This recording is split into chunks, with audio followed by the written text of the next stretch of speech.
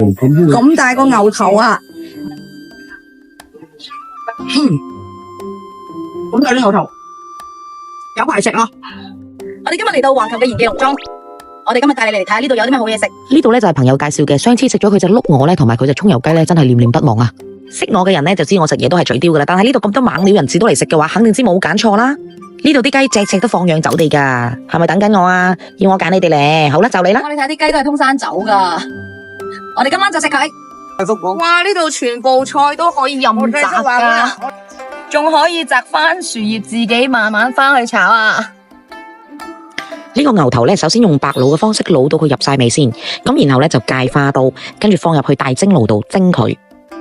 呢個牛頭咧係半隻嘅份量嚟嘅，睇下半隻都咁大隻啊！哇，一班人真係開心 happy 啊！咁樣食嘅話，呢個係我人生第一次食嘅牛頭，師傅就會將做好咗嘅醬汁咧淋落去，你睇下幾吸引，滿滿膠原蛋白啊！食咗之後係咪成個月都唔使做 facial 噶？咁大個牛頭啊！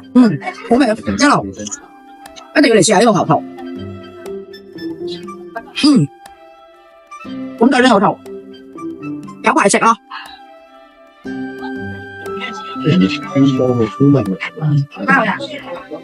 師傅而家幫我哋擺緊嘅就係啱啱好幸運咁俾我選中咗嘅呢一隻走地雞，一睇佢就知道係運動建議啊！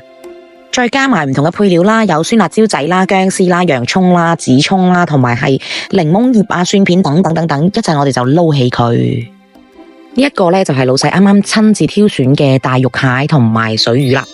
好老實講啊，上次嚟食過呢一間嘢咧，都真係非常之唔錯。咁影咗啲相發出朋友圈之後咧，都好多朋友咧話：喂，我食過呢一間嘢，喂，掂喎呢間嘢，下次約埋一齊去啊！所以我今次親身踩入廚房睇下師傅們係咩料嘅。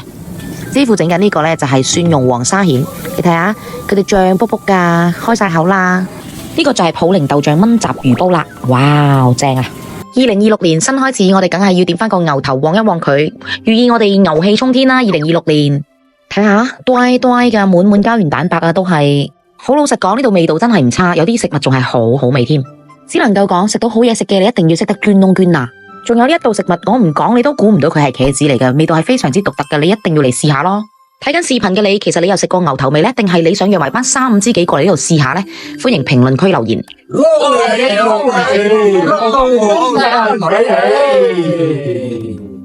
記得點讚關注哦。